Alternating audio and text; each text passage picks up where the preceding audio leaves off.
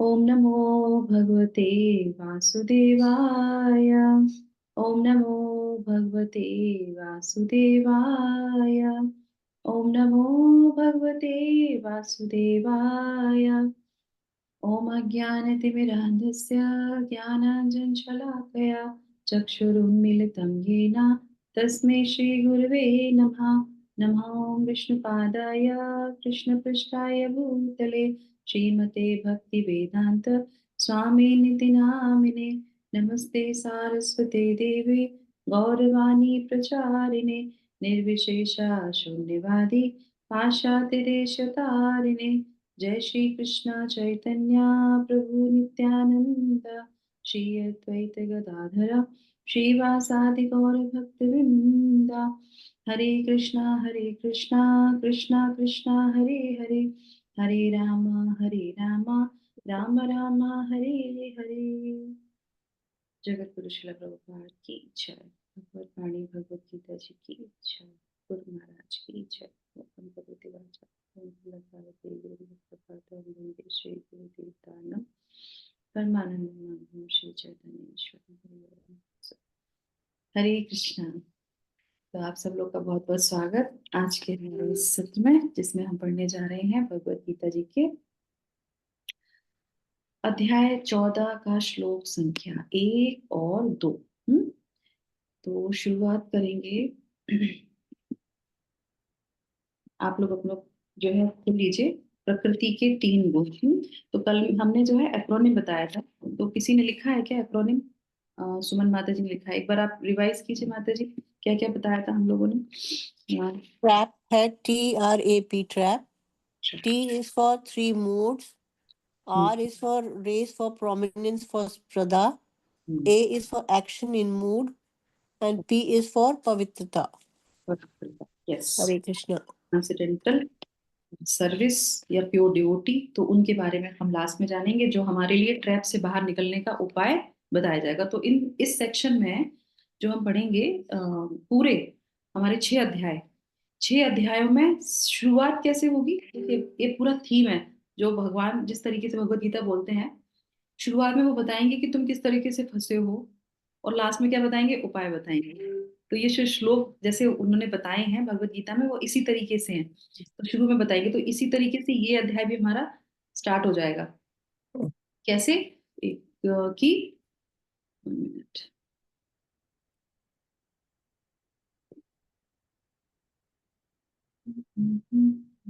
हाँ, तो ये अध्याय कैसे स्टार्ट हो जाएगा कि पहले 3 मूड्स ऑफ मटेरियल नेचर है ना। तो इसमें 9 श्लोकों में वो बताएंगे कि किस तरीके से आप इन तीनों गुणों में फंसे हुए हो, कैसे जीव इनमें फंस जाता है।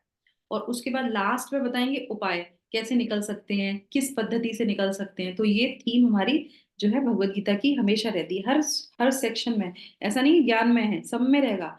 सब में शिला प्रभुपाद तो निवारण भी दे देते हैं लास्ट के श्लोकों में, वो निवारण भी दे देते हैं। ठीक है, तो आज हम प्रयास करेंगे 1 और 2 श्लोकों को पढ़ने की। ठीक है, तो आप लोग जो है कुछ देख लेंगे। ठीक है, चलिए तो अभी हम लोग शुरू करते हैं। श्लोक संख्या 1, मेरे पीछे पीछे आप लोग जो है वॉलंटियर से पढ़ सकते हैं। अध्याय 14, प्रकृति के 3 गुण। श्री भगवान उवाच। श्री भगवान उवाच। परम भूय प्रवक्ष्यामि परम भूय प्रवक्ष्यामि। ज्ञाननां ज्ञानमुत्तमम् ज्ञाननां ज्ञानम् उत्तमम्। यज्ञात्वा मुनयः सर्वे यत् ज्ञात्वा मुन्ये सर्वे परां सिद्धिमितो गतः। परम सिद्धिम इति गता। थैंक यू माता जी। तो यहाँ पे भगवान क्या बोल रहे हैं, शुरुआत कैसे कर रहे हैं? कह रहे हैं, अब मैं तुमसे समस्त ज्ञानों में सर्वश्रेष्ठ इस परम ज्ञान को पुनः कहूंगा, जिसे जान लेने पर समस्त मुनियों ने परम सिद्धि प्राप्त की है। ठीक है, तो भगवान यहाँ पे क्यों बोल रहे हैं कि मैं तुमसे समस्त ज्ञानों में सर्वश्रेष्ठ इस परम ज्ञान को पुनः कहूंगा? क्योंकि उन्होंने 7th चैप्टर में बोला कि ये सबसे अच्छा ज्ञान है, फिर उन्होंने 9th चैप्टर में बोला कि ये दिव्य ज्ञान है, इसे जान लेने के बाद कुछ भी जानने को नहीं रह जाता है ना।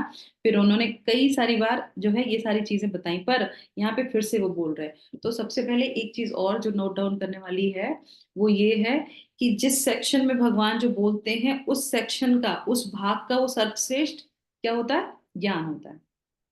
तो कर्मयोग का सर्वश्रेष्ठ ज्ञान, भक्ति योग का सर्वश्रेष्ठ ज्ञान, और उसके बाद अब ज्ञान में, तो ज्ञान सेक्शन में जो ये जान लेगा कि 3 गुण हमेशा हमको बांध के रखते हैं और उसी से संबंधित हम कार्य करते हैं, तो वो जान लेने पे क्या होगा, आदमी मुक्त हो जाएगा।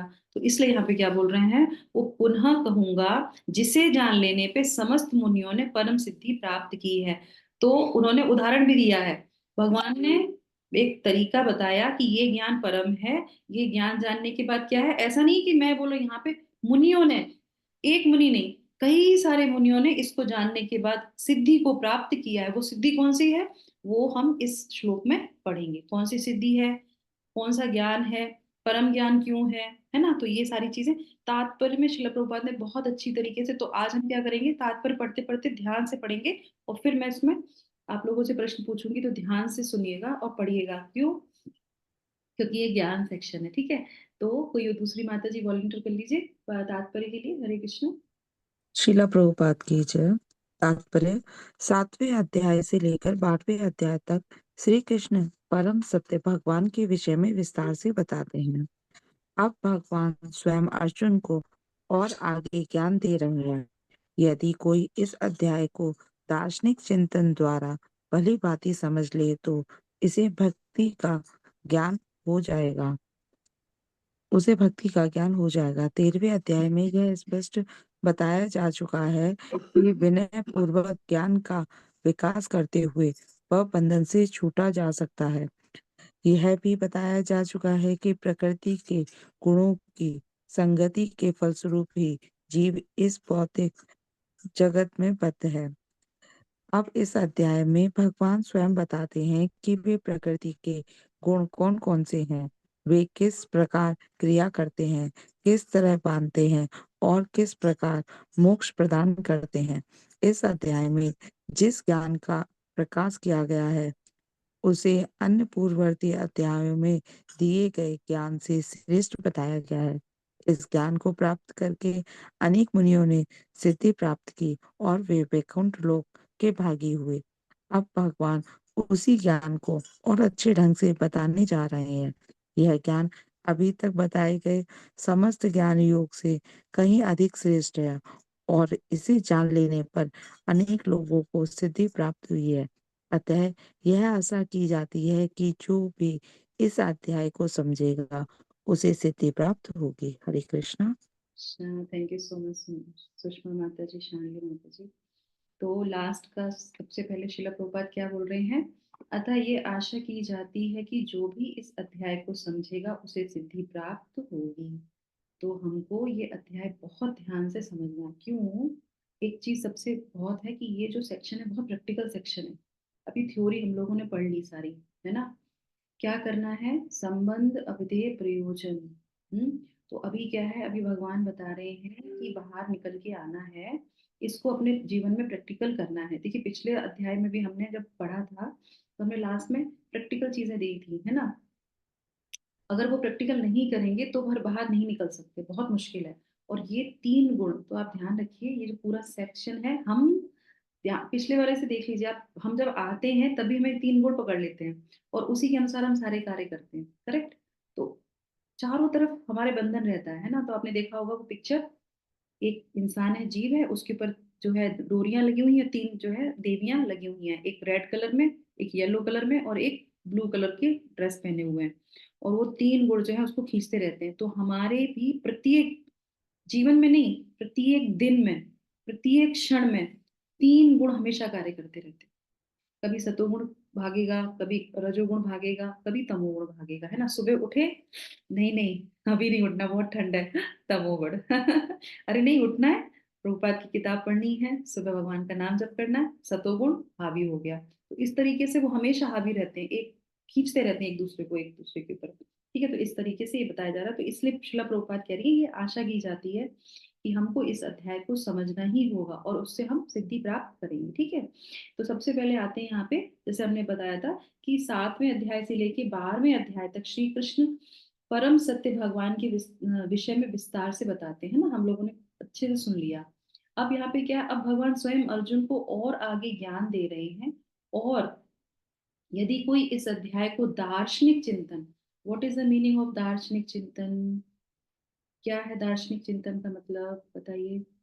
इसमें कुछ भी नया नहीं है, एक चीज और बता देती हूँ मैं आपको, जो भी हम पढ़ के आए हैं वो ही सारी चीजों को विस्तार से बताया जा रहा है ज्ञान सेक्शन में, कि तुमको और अच्छे से समझ लो। तो ज्ञान दार्शनिक चिंतन द्वारा भली भांति समझ ले तो उसे भक्ति का ज्ञान हो जाएगा। भक्ति का ज्ञान मैंने पहले भी बताया था कि ये जो है सेंटिमेंटल भक्ति नहीं होती है। भक्ति हमेशा शास्त्रों में जो लिखा है उसको सीखना चाहिए। तो फिलोसफिकल अंडरस्टैंडिंग होनी चाहिए। किसी गुरु के सानिध्य में रह के हमको ये सीखना चाहिए कि भक्ति कैसे की जाती है, कैसे उन नियमों पे उतरा जाता है। ठीक है ना, तो वो श्रील प्रभुपाद शुरू से बता रहे हैं। श्रील प्रभुपाद की बुक की सबसे खूबसूरती क्या है, आप जो फर्स्ट चैप्टर में पढ़ रहे होगे वो लास्ट चैप्टर में भी आपको कुछ शब्द मिलेंगे ही मिलेंगे। तो भगवत गीता के कुछ शब्दों को आप ध्यान से समझ लीजिए, पूरी भगवत गीता आपको समझ में आ जाएगी। दार्शनिक चिंतन द्वारा भली भांति, तो हमको जो है फिलोसफिकल अंडरस्टैंडिंग होनी चाहिए, है ना। अब इसके बाद क्या है यहाँ पे, 13वें अध्याय से यह स्पष्ट बताया जा चुका है कि विनय पूर्वक ज्ञान का विकास करते हुए भव बंधन से छूटा जा सकता है। What is the meaning of विनय पूर्वक ज्ञान का विकास करते हुए? कोई श्लोक याद आया विनय के नाम से? विद्या विनय संपन्ने ब्राह्मणे गविहस्तनी। तो जब हम गुरु की शरण में जाते हैं तो क्या होता है, सरेंडर होते हैं। जब तक सरेंडर नहीं होंगे, जब तक विनय नहीं बनेंगे, तब तक हमको ज्ञान नहीं आएगा। करेक्ट, तो ये दूसरा नियम लागू हो जाता है। ठीक है, तो हमको शास्त्रों के अनुसार ज्ञान अर्जित करना चाहिए, हमें गुरु की शरण में रहना चाहिए, विनय पूर्वक इस ज्ञान को हम विकास कर सकते हैं। ठीक है, और विकास करेंगे तो ही हम बंधन से छूट पाएंगे।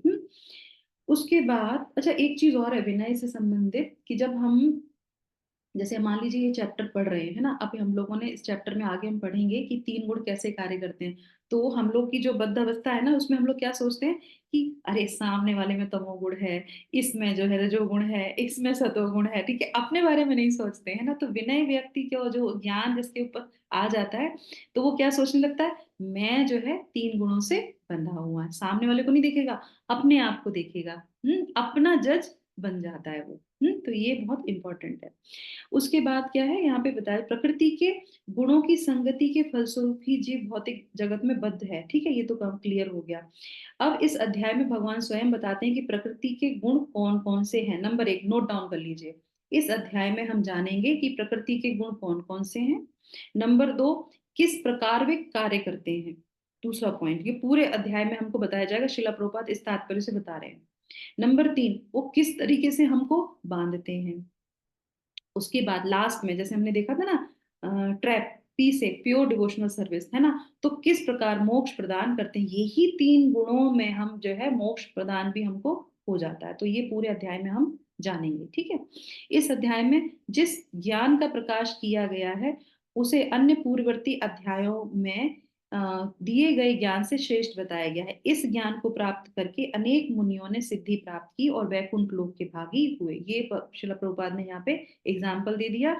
और यहाँ पे जो है भगवान भी एग्जाम्पल के तौर पे बता रहे, कई मुनियों ने, एक नहीं कई सारे मुनियों ने किया है। अब भगवान उसी ज्ञान को अच्छे ढंग से बताने जा रहे हैं। यह ज्ञान अभी तक बताए गए समस्त ज्ञान योग से कहीं अधिक श्रेष्ठ है। क्यों? क्योंकि इसी से हम बंधे हैं, इससे हम मुक्त हो जाएंगे तो सारा ज्ञान हम पे लागू हो जाएगा, नहीं तो कोई भी कार्य लागू नहीं होगा।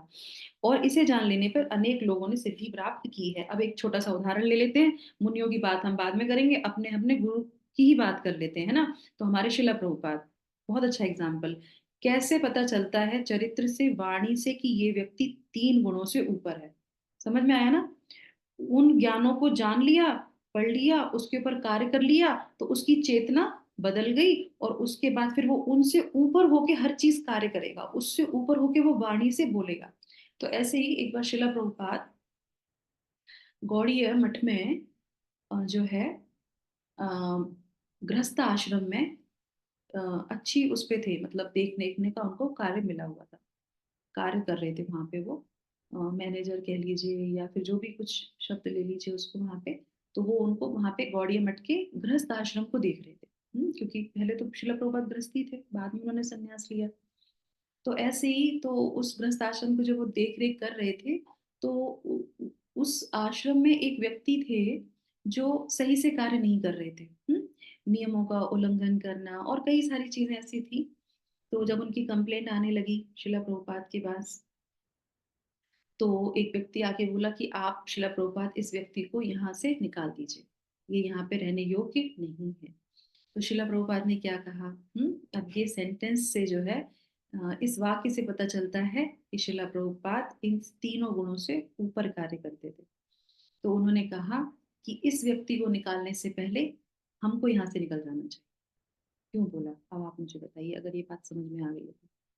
क्यों बोला उन्होंने ऐसा कि इस व्यक्ति को निकालने की जरूरत नहीं है, हमें निकलने की जरूरत है, हम निकल जाते हैं यहाँ से? बताइए, समझ में आया? हरे कृष्ण।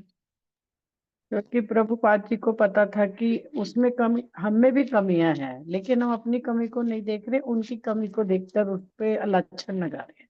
Yes yes. तो उन्होंने क्या देखा कि यहाँ पे सब बीमार हैं, है ना? और ये जो संस्था बन रही है या जो हम लोग ये कार्य कर रहे हैं, ये हॉस्पिटल की जैसा है ना, जब सब जानते हैं कि इस्कॉन तो बाद में डेवलप हुआ है, पर वो चित्त, वो चेतना शिला प्रभुपाद की कितनी प्रखर थी। तो उन्होंने कहा कि सब बीमार हैं, और अगर जो व्यक्ति डॉक्टर है, उसको वो उपाधि दी गई है सही करने की, तो दवाई में दोष नहीं है, पेशेंट में दोष नहीं है, दोष किस में है?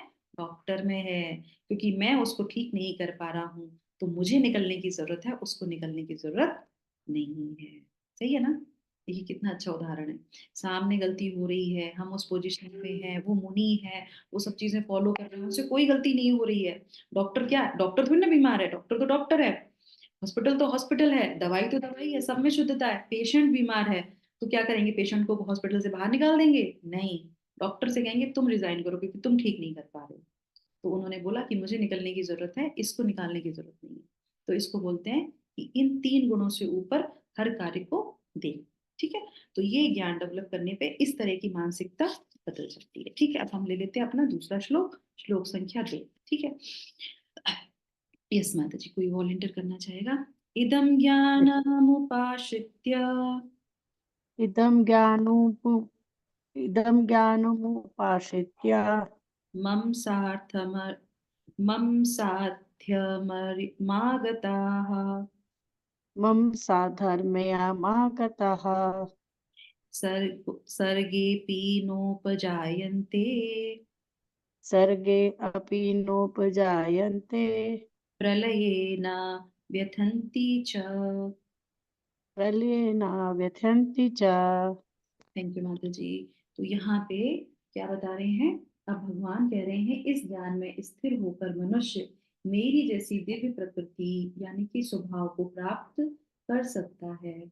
इस प्रकार स्थित हो जाने पर वह ना तो सृष्टि के समय उत्पन्न होता है और ना प्रलय के समय विचलित होता है। ठीक है?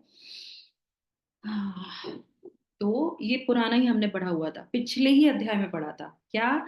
प्रकृति, दिव्य प्रकृति स्वभाव को प्राप्त करता है। तो ये हमारा पहला क्वेश्चन होने वाला है इस तात्पर्य के बाद, ध्यान रखिएगा। सब लोग खोल लीजिए। पहले अध्याय में मैंने बताया था, इससे पहले वाले अध्याय में बताया था कि दिव्य प्रकृति के स्वभाव क्या होते हैं, उसके गुण क्या होते हैं, और वो हम कैसे डेवलप कर लेते हैं। ठीक है? चलिए अभी हम पढ़ लेते हैं तात्पर्य, 2 या 3 माता जी मिलके इस तात्पर्य को पढ़ेंगे। पढ़िए माता जी। हरे कृष्ण माता जी। तात्पर्य शिला प्रभुपाद की जय। पूर्ण दिव्य ज्ञान प्राप्त कर लेने के बाद मनुष्य भगवान से गुणात्मक समता प्राप्त कर लेता है और जन मन के चक्र से मुक्त हो जाता है। लेकिन जीव आत्मा के रूप में उसका वह स्वरूप समाप्त नहीं होता। वैदिक ग्रंथों से ज्ञात होता है कि जो मुक्त आत्माएं वैकुंठ जगत में पहुंच चुकी हैं, वे निरंतर परमेश्वर के चरण कमलों के दर्शन करती हुई हैं, उनकी दिव्य प्रेम भक्ति में लगी रहती हैं। अतएव मुक्ति के बाद भी भक्तों को अपना निजी स्वरूप नहीं समाप्त होता। हरे कृष्ण माता जी। तो यहीं पे हम इसको विराम करते हैं। पहले कर लेते हैं फर्स्ट वाली लाइन का। अवलोकन। पूर्ण दिव्य ज्ञान प्राप्त कर लेने के बाद मनुष्य भगवान से गुणात्मक समता प्राप्त कर लेता है। बताइए क्या मतलब हुआ गुणात्मक समता, और भगवान क्या बोल रहे हैं, दिव्य प्रकृति यानी कि स्वभाव। तो दोनों चीजें एक ही हैं। भगवान अपना हम भगवान से अपना रिलेशन डेवलप कर लेते हैं। ठीक है, हम अपने भगवान से रिलेशन डेवलप करते हैं। कैसे कर पाते हैं डेवलप? माता जी भौतिक बंधनों से अपने आप को छुड़ा लेते हैं, मतलब कि संसार से उनका कोई लेना देना नहीं रहता, वो भगवान के साथ जुड़ जाता है। ठीक है, अभी फिर से रुक जाते हैं। अभी हम लोगों ने पढ़ा पिछले वाले श्लोक में, हमने पढ़ा था दार्शनिक चिंतन, फिलोसफिकल अंडरस्टैंडिंग। तो इस ज्ञान में फिलोसफिकल अंडरस्टैंडिंग होनी बहुत जरूरी है। हम भगवान से संबंध बनाते हैं, बिल्कुल सही है। हम मुक्त हो जाते हैं, बिल्कुल सही। होंगे कैसे?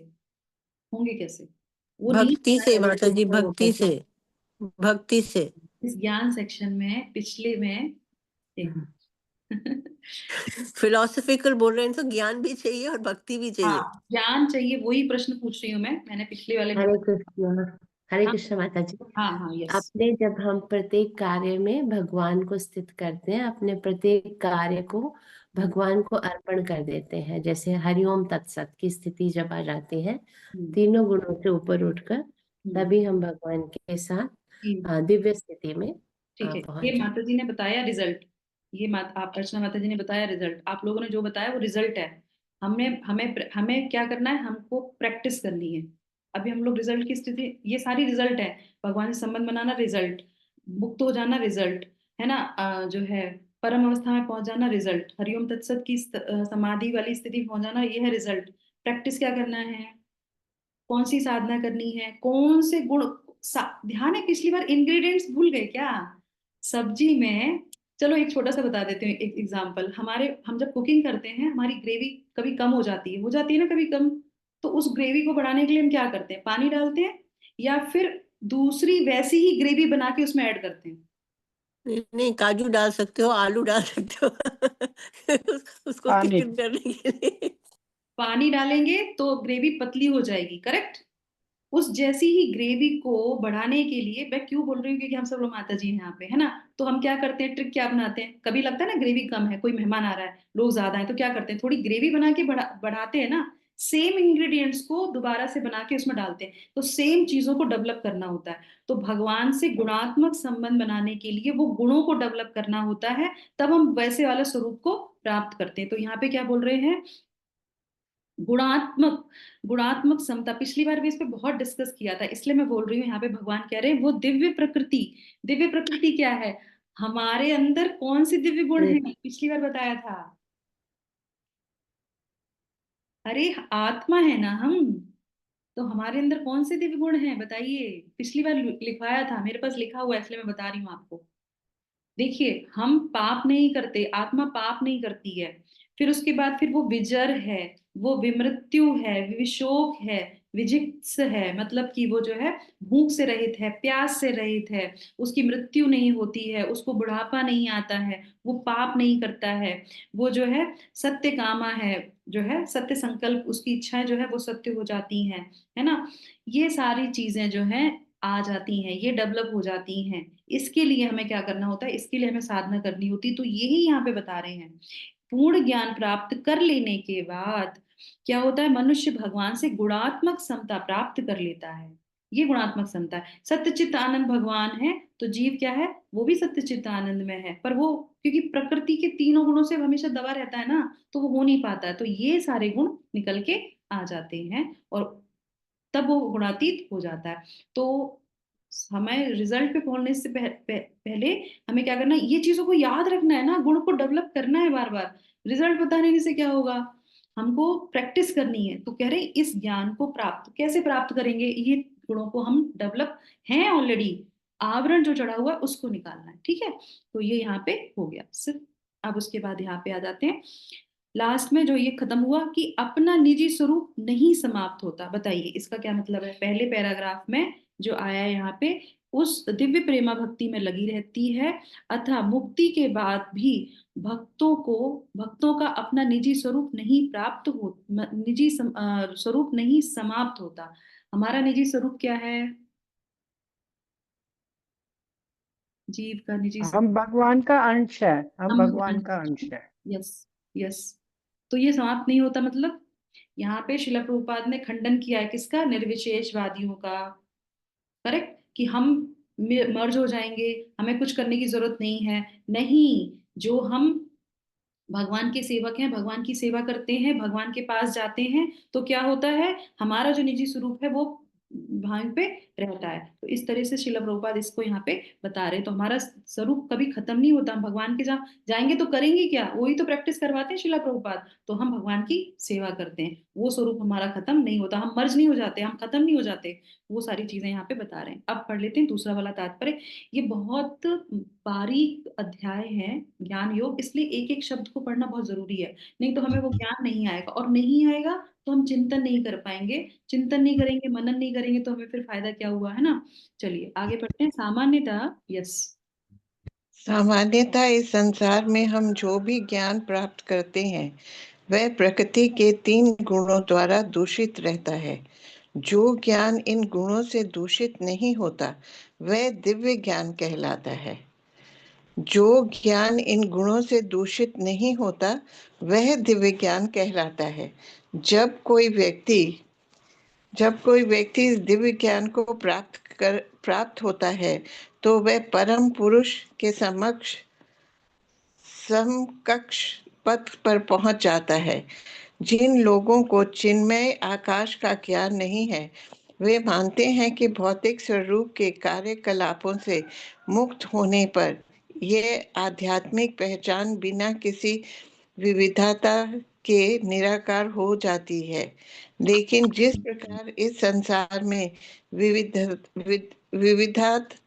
विविधता से उसी प्रकार आध्यात्मिक जगत में भी है। जो लोग इससे परिचित नहीं हैं वे सोचते हैं कि आध्यात्मिक जगत इस भौतिक जगत की विधिवत से उल्टा है, लेकिन वास्तव में होता यह है कि आध्यात्मिक जगत चिन्मय आकाश में मनुष्य को आध्यात्मिक रूप प्राप्त हो जाता है। वहाँ के सारे कार्यकलाप आध्यात्मिक होते हैं और यह आध्यात्मिक स्थिति भक्ति में जीवन कहलाती है। यह वातावरण अदूषित होता है और यहाँ पर व्यक्ति गुणों की दृष्टि से परमेश्वर के समकक्ष होता है। ऐसा ज्ञान प्राप्त करने के लिए मनुष्य को समस्त आध्यात्मिक गुणों उत्पन्न करने होते हैं। जो इस प्रकार से आध्यात्मिक गुण उत्पन्न कर लेता है वह भौतिक जगत के सृजन या उसके विनाश से प्रभावित नहीं होता। हरे कृष्णा। माता जी, हरे कृष्णा। तो यहाँ पे सबसे पहला प्रश्न आ जाता है। तो हम लोगों ने निर्विशेषवादी, है ना, उसका खंडन शिला प्रभुपाद करते हैं। उसके बाद यहाँ पे आ रहा है एक प्रश्न, दिव्य ज्ञान, है ना, वह दिव्य ज्ञान कहलाता है क्या? दिव्य ज्ञान कहलाता है जो ज्ञान इन गुणों से दूषित नहीं होता। कौन सा दिव्य ज्ञान इन गुणों से दूषित नहीं होता? ये जो हम भगवत गीता भागवतम पढ़ते हैं, ये जो ज्ञान है, इस ज्ञान से ही हम जो है हम अपने इन गुणों से ऊपर निकल सकते हैं। कौन से? जिसका आवरण हमारे ऊपर आया हुआ है। तो नियमित रूप से, इसीलिए हमारे जो है डॉक्टर्स क्या बोलते हैं, हमारे जो आचार्य डॉक्टर्स वो क्या बोलते हैं? ABCD फॉलो करनी चाहिए, है ना? तो हमको क्या करना चाहिए? नियमित रूप से एसोसिएशन करना चाहिए। बी से फिर क्या करना चाहिए? ए से एसोसिएशन, बी से बुक बुक रीडिंग। रीडिंग। ये बुक रीडिंग नियमित रूप से हमको बुक रीडिंग करनी चाहिए, चैंटिंग करनी चाहिए, हमें भगवान का नाम लेना चाहिए, और डाइट। तो ये सारी चीजें करने से क्या होता है? ये जो दिव्य ज्ञान है इसी को यहाँ पे बोल रहे हैं, ठीक है। अब उसके बाद एक और प्रश्न यहाँ पे आता है, जिन लोगों को चिन्मय आकाश का ज्ञान नहीं है, भगवान के चिन्मय धाम का पता नहीं है, उसका तो वे क्या सोचते हैं? वे सोचते हैं कि जो भी कार्यकलाप हम भौतिक जगत में कर रहे हैं, जो मुक्त होने की आध्यात्मिक पहचान, वो किसी विविधता के निराकार हो जाती है। मतलब कि हम जो यहाँ पे कर रहे हैं कार्य, है ना, बहुत सारे वेराइटीज हैं जो कार्य की, वहां पे ऐसी कोई वैरायटी नहीं होती है। यहाँ पे ही होती है वैरायटी। नहीं, जो यहाँ पे वैरायटी है वो क्या है? वो अशाश्वत है। वहां की जो वैरायटी है वो शाश्वत है। यहाँ पे भी वैरायटी दिखती है ना, विविधता दिखती है, वहां पे भी विविधता है, पर वहां का फर्क क्या है? वो शाश्वत है। वो एक चिन्मय आकाश है, वो आध्यात्मिक जगत है, वहां पे ये सारी चीजें रहती हैं। पर वो क्या है, हम लोग 15वें अध्याय में और ध्यान से सुनेंगे, इसको समझेंगे।